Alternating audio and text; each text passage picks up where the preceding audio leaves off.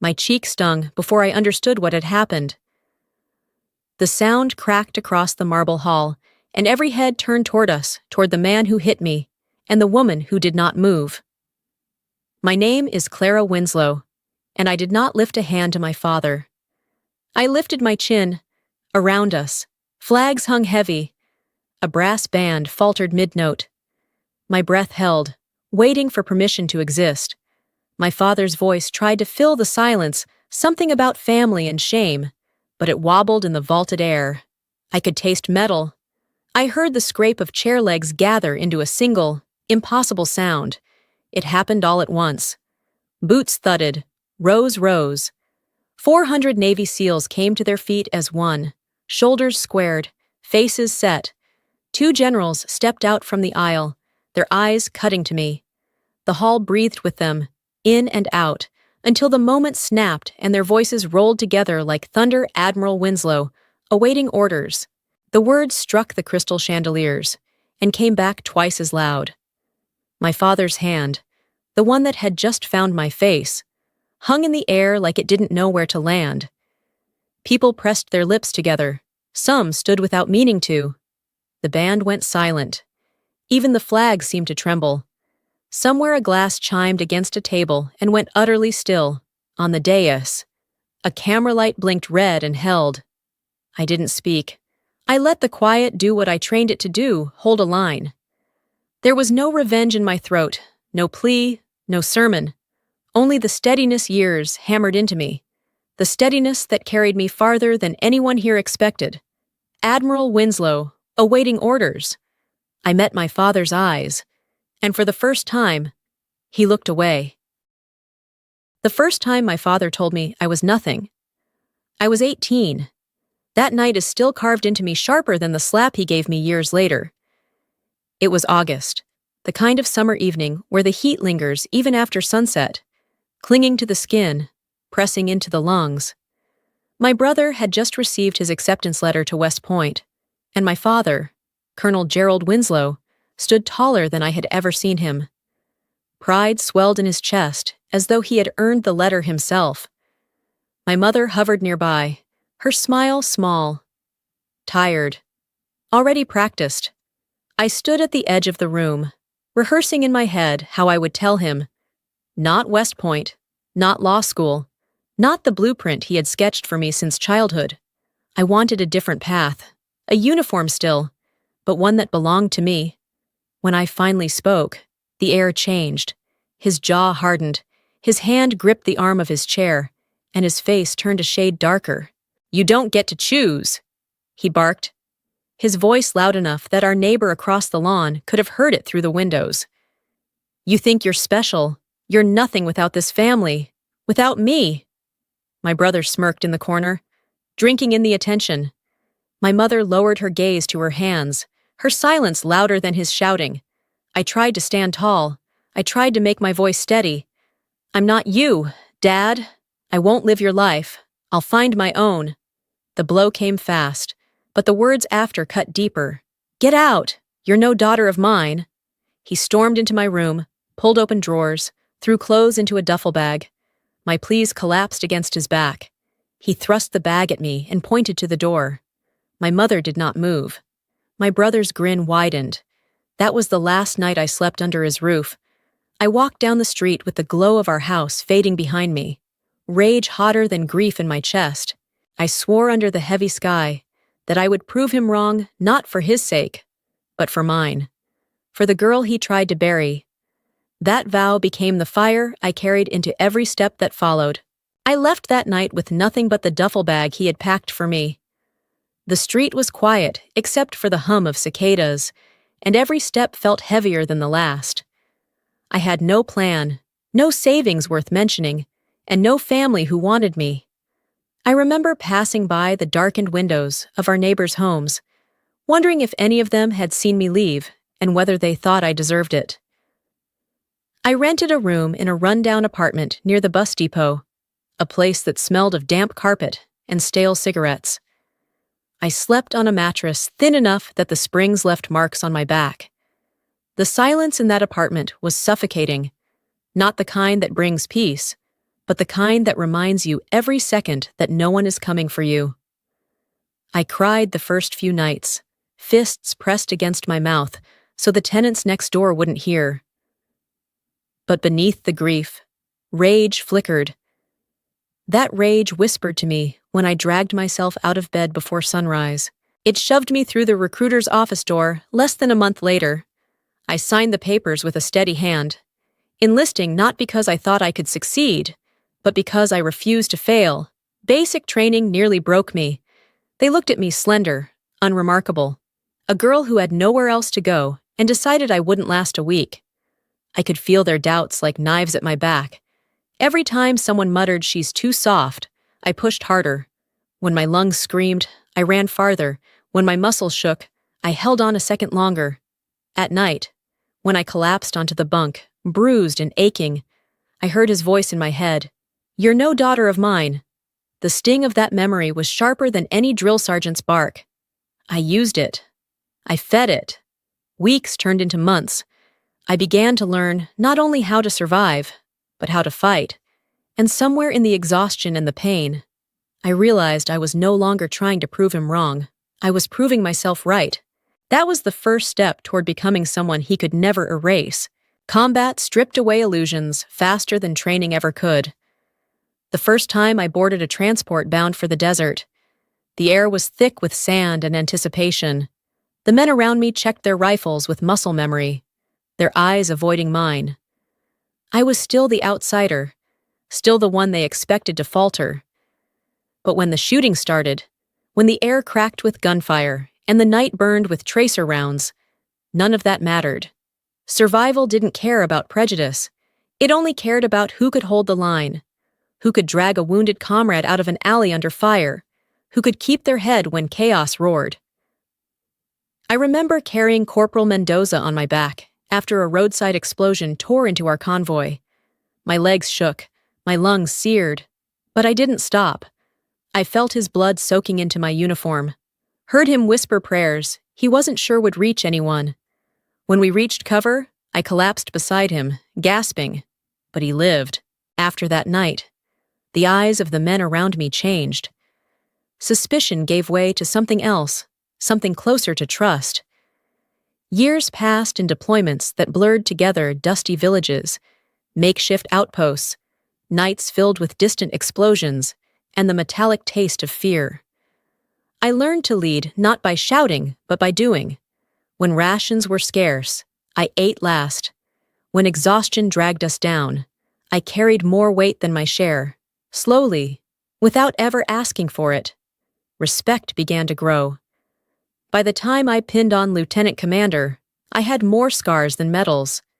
Some were etched on my skin, others carved deeper, invisible but permanent. I buried friends, I folded flags, I wrote letters to parents who would never see their children walk through the door again. And still, not once, did I hear from my family. No letters, no calls. My name might as well have been struck from their records. So I built a new family, one forged in battle and silence. Men and women who knew me not as the daughter my father rejected, but as the officer they trusted to bring them home. Ceremonies came and went, but my side of the stage was always empty. I stood at attention while others had mothers pin medals to their chests, fathers shaking their hands with pride. I saluted, smiled for the photographs, then walked back alone. The ache was sharp at first, like a fresh wound, but over time it dulled into something quieter, heavier. Silence became my constant companion. Not the peaceful kind of silence, the suffocating kind. The silence of absence. My father never called. My mother never wrote. My brother never reached out. Their silence told me exactly what I meant to them, nothing. And yet, I carried that silence like weight plates on my shoulders, training myself to turn it into strength. I kept climbing. Every deployment carved something new into me. I learned weapons, tactics, the 1,000 small calculations that decide who comes home alive. When men twice my size started following my orders without question, I understood what leadership really meant. It wasn't about barking commands. It was about walking first into the fire so they would believe they could make it through too. By the time I entered the SEAL community, the whispers had already begun. Some called it impossible, others a publicity stunt that would fail quickly. But I stayed. I endured. Every time the instructors tried to break me, I thought of my father's words, and I let them forge me into something harder than steel. Years passed, and I rose not because I sought glory, but because I refused to quit. My name appeared in reports, then in briefings, then in the mouths of commanders who needed results. Still, I never reached back to the man who cast me out. Some silences, I had decided, were earned. What mattered more than titles were the people who chose to stand with me. Men and women who would follow me into fire, who saw not weakness or shame, but someone they trusted with their lives. They became my true family. And with them, without fanfare, I kept rising. The morning it arrived, I almost tossed it aside with the rest of the formal mail that cluttered my desk. Heavy cardstock, embossed lettering, the kind of thing meant to impress politicians and retired officers. But when I read the list of honorees, my hand froze. Colonel Gerald Winslow, my father. 15 years had passed since the night he shoved a duffel bag into my arms and told me I was no daughter of his. In those years, I had buried friends, commanded missions whispered about in classified briefings, and carried scars he would never see. I thought I had buried him too, at least the version of him that mattered to me. Yet there it was, the Veterans Honor Banquet, a national ceremony celebrating generations of service. And suddenly, the silence I had lived with for so long cracked open. I stared at the invitation for hours. I could have ignored it. I could have thrown it in the trash, buried it under paperwork, pretended it never reached me. No one would have blamed me. But there was something inside me, steady and insistent, that said I had to go. It wasn't vengeance. It wasn't reconciliation either. It was truth, the kind that can't stay hidden forever, the kind that insists on standing in the light. The morning of the banquet, I looked at myself in the mirror longer than I should have. The woman staring back at me barely resembled the girl who walked away from home with a single bag. My uniform was immaculate, the white fabric gleaming, ribbons and medals polished until they caught the light. 4 stars on my shoulders, each one a scar as much as an honor. Would he recognize me? Would he see anything beyond the daughter he cast aside? The questions flickered, but I forced them down. I wasn't going for him. I was going because the silence had lasted long enough. And when I walked into that hall, he would have no choice but to face what he had done. The hall was dressed like a cathedral of memory, rows of flags lining the stage, polished wood floors reflecting the chandeliers, a brass band playing soft hymns that sounded older than any of us.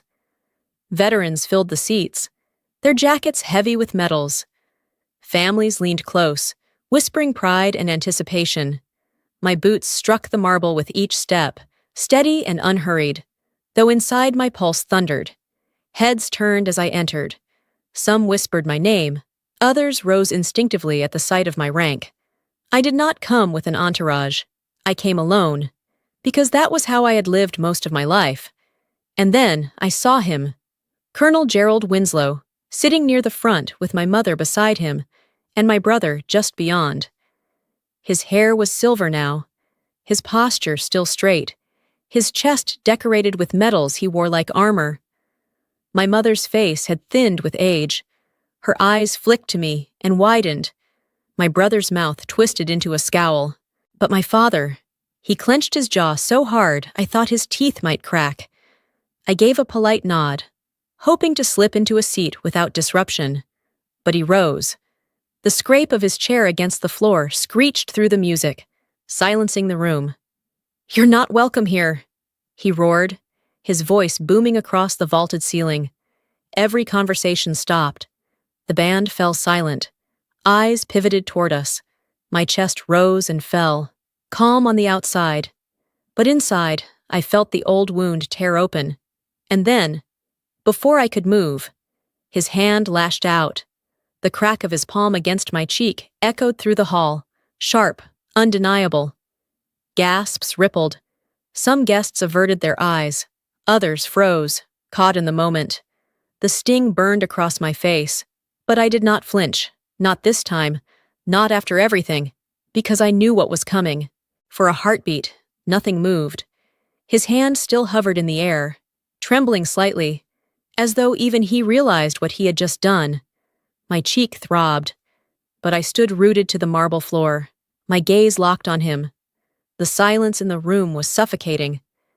People held their breath, waiting for me to break, waiting for tears, or anger, or collapse. My father expected it too. I could see it in the way his lip curled, confident that he had reduced me once again to the powerless girl he had thrown out so many years ago. But the silence didn't last. It shattered beneath the sound of hundreds of chairs sliding back in unison. Boots struck the floor like thunder rolling across the hall. I turned my head just enough to see them rise row upon row of Navy SEALs, 400 strong, every one of them standing tall and unyielding. Their faces were carved from stone, their eyes fixed not on my father, but on me. And then came the roar, a single voice multiplied by hundreds, joined by two generals who stepped forward, their salutes crisp and sharp. The chandeliers above trembled with the vibration of it. Admiral Winslow, awaiting orders. The words shook the hall like artillery. Guests recoiled, some clutching their chests, others instinctively rising to their feet as though their bodies recognized the authority in that sound. My father's face drained of color. The proud colonel, once the master of my humiliation, suddenly looked small. His medals gleamed, but they no longer carried weight. A veteran in the crowd rose to her feet, her hair white as snow, her voice carrying steady across the silence. She saved my son in Kandahar, pulled him out under fire when no one else could. He lived because of her. Another voice followed. She commanded the Black Tide operation. Half of us wouldn't be here if not for her. Dozens more joined, each affirmation rising like a wave, drowning out my father's rage with the undeniable truth of who I had become. The hall no longer belonged to him. It belonged to me. And still, I said nothing. I didn't need to. My silence was command. My silence told them to hold, to stand fast. And they did. I looked back at my father. For the first time in my life, I saw fear in his eyes. My father stumbled back a step, his hand falling limply to his side. The mask of authority he had worn his entire life cracked before my eyes, revealing a man who was suddenly smaller than the room he once commanded. His mouth opened, but no sound came. Around us, the voices of veterans still echoed, their memories binding my story into the walls of that hall. I did not strike him back. I did not scream. I did not demand the apology I knew would never come. Instead, I stood tall, my silence wrapping around him like chains. Every second he trembled beneath that silence, he was forced to face what he had lost, not just a daughter, but the chance to ever call me his again. The generals saluted once more, their presence like pillars on either side of me. The SEALs remained at attention, their fury held in check only because I had not released it. I felt their loyalty radiating through the air, a shield stronger than any words. My father tried again, his voice cracking. "She's nothing. She's weak." But no one believed him. The evidence stood before them, 2 generals, 400 warriors, and the veterans whose voices carried the weight of truth. His words shattered like glass, leaving him exposed. I turned, my boots striking the marble like gunfire. The soldiers parted for me, their eyes never leaving me, and the hall rose in applause, not polite, not perfunctory, but thunderous, rolling, undeniable. At the doorway, I paused. I let the sound wash over me, not as a prize, but as proof. Proof that survival, resilience, and truth outlast every lie. I did not look back. My silence was my answer. My silence was my victory. Because sometimes the greatest revenge is not revenge at all. It is living so fully, so fiercely, that even those who once tried to erase you can no longer deny who you are. I was Clara Winslow, and I left him to drown in the silence he had earned.